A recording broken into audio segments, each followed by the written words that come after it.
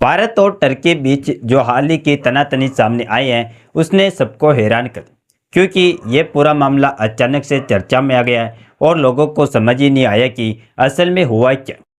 ज़्यादातर जगह यह लिखा गया कि टर्की ने भारत के लिए आने वाले अपाची हेलीकॉप्टर्स को अपने एयर स्पेस से गुजरने की इजाज़त नहीं। और पहली नज़र में यह बात थोड़ी अजीब भी लगी कि आखिरकार यूएसए से खरीदे गए हेलीकॉप्टर के बीच टर्की का दखल कैसे आ गया। थोड़ा पीछे जाए तो कहानी और साफ होती। भारत ने 2020 में बोइंग कंपनी से 6 अपाची अटैक हेलीकॉप्टर खरीदने का फैसला किया और करीब $600 मिलियन की यह डील 2024 तक पूरी होनी थी। डिलीवरी में थोड़ी देर जरूर हुई, लेकिन अब जो आखिरी बैच था वह भारत पहुंचने ही वाला था और इसी दौरान पूरा मामला अटक गया। इन हेलीकॉप्टर्स को भारत तक लाने का काम यूक्रेन की एक कार्गो एयरलाइन कर रही थी। यह वही कंपनी है जो पहले भी कई बार अमेरिका से भारत के लिए भारी भरकम डिफेंस इक्विपमेंट ला चुके हैं।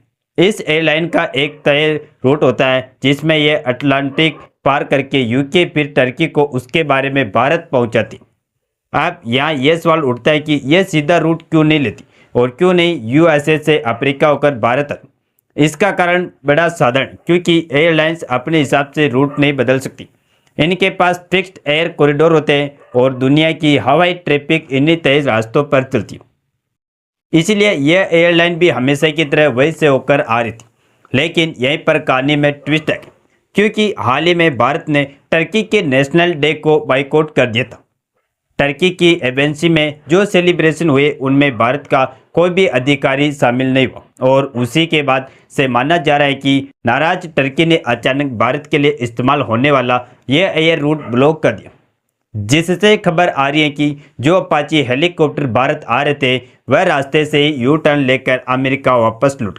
पूरी डेवलपमेंट क्या है इस वीडियो में समझते हैं। नमस्कार दोस्तों, मैं राधेश्याम और आप देख रहे हैं KSR न्यूज़ 24। दरअसल टर्की ने ऊपर से यही कहा कि एयर स्पेस ब्लॉक करने का भारत से कोई लेना देना नहीं, लेकिन जमीनी सच बिल्कुल अलग कहानी बता। पिछले कुछ समय से टर्की पाकिस्तान के साथ अपने मिलिट्री रिलेशन को बहुत तेजी से बढ़ा रहा है और कई बार ऐसा भी हुआ जब बड़े अधिकारी किसी ऑपरेशन के बहाने पाकिस्तान में देखे गए थे। इससे इतना जरूर साफ हो जाता है कि टर्की की रणनीतिक धीरे धीरे पाकिस्तान के सपोर्ट में खड़ी होती जा रही और भारत के खिलाफ एक सॉफ्ट अलाइनमेंट बनता जा रहा है। भारत द्वारा नेशनल डे बाइकआउट के बाद टर्की ने जिस तेजी से एयर स्पेस ब्लॉक किया उससे यह समझ में आता है कि यह सिर्फ एक नाराजगी नहीं बल्कि एक political message. Air space block करना कोई बहुत बड़ी मिलिट्री कार्रवाई तो नहीं है, लेकिन यह एक संकेत जरूर है कि आप क्या सोचते और किस तरह का टोन अपनाना चाहते। टर्की स्पष्ट करना चाहता है कि वह भारत के कदम से ना खुश है और इसे दिखाने के लिए उसने यह तरीका अपनाया। लेकिन इसका मतलब यह बिल्कुल नहीं है कि भारत के लिए अपाची हेलीकॉप्टर अब पहुंचेंगे ही नहीं।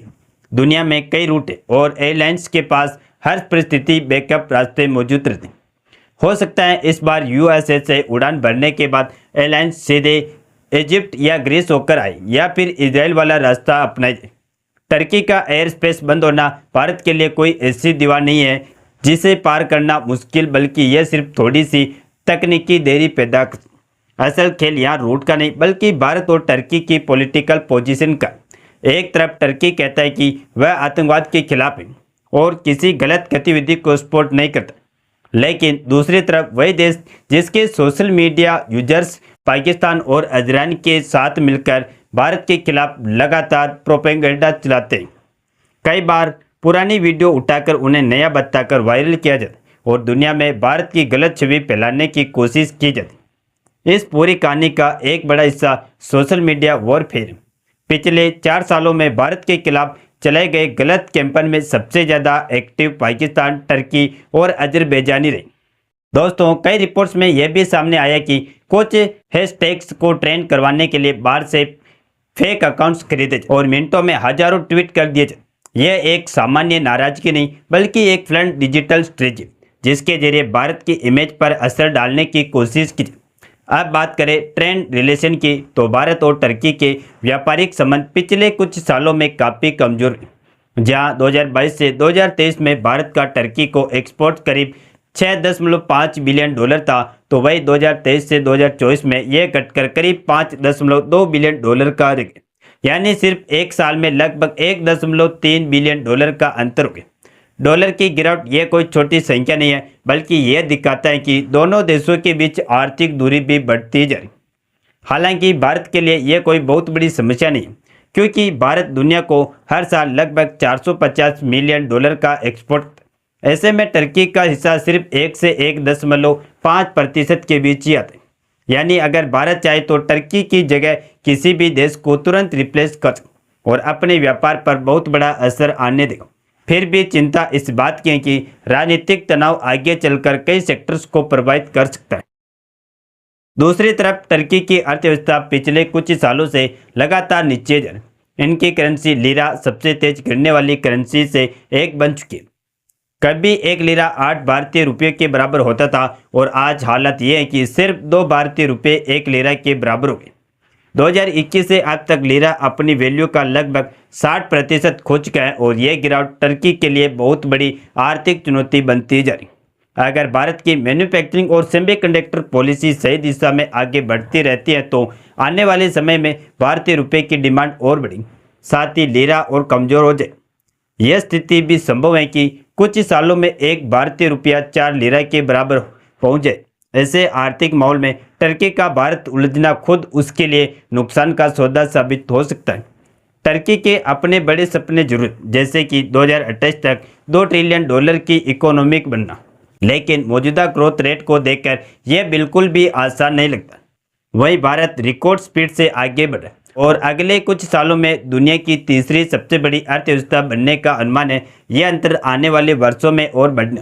भारत अब इस पूरे मामले को सिर्फ एक एयर स्पेस ब्लॉक की तरह नहीं देख रहा है, बल्कि इसे एक संकेत माने कि टर्की किस दिशा में बढ़ना चाहता है। भारत का स्टैंड साफ है कि अगर कोई देश हमारे खिलाफ एक्टिविटी काम करेगा तो उसके लिए आर्थिक और रणनीतिक स्तर पर परिणाम तय होंगे। भारत आज उस स्थिति में जहां वह अपने हितों की रक्षा खुद मजबूती से कर सकता है और टर्की का अजरान जैसे देशों के कदम अब भारत को रोक नहीं सकते। दुनिया भर में भारत की पहुंच और साझेदारी लगातार बढ़ रही है और इसी वजह से अपाची हेलीकॉप्टर जैसे बड़े डिफेंस इक्विपमेंट किसी भी रूट से भारत तक आसानी से पहुंचे।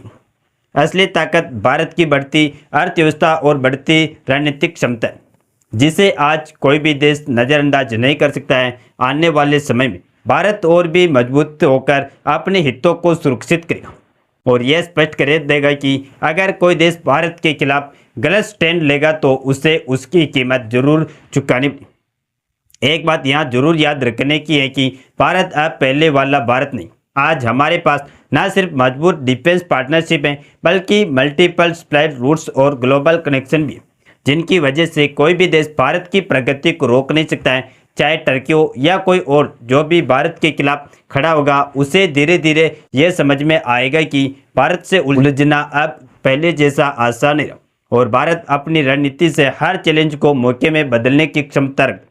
दोस्तों, यही थी पूरी डेवलपमेंट और अब आपकी राय सबसे ज़्यादा महत्वपूर्ण है।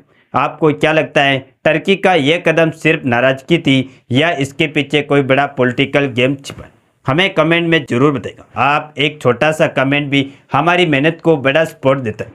और अगर वीडियो जानकारीपूर्ण लगी हो तो इसे अपने मित्रों तक पहुंचाने के साथ लाइक और चैनल को सब्सक्राइब करना बिल्कुल मत भूलिएगा, क्योंकि ऐसी आसान भाषा में वैश्विक मामलों की हर बड़ी खबर हम आपके लिए रोज लेकर आते। जय श्री राम, जय जय भारत।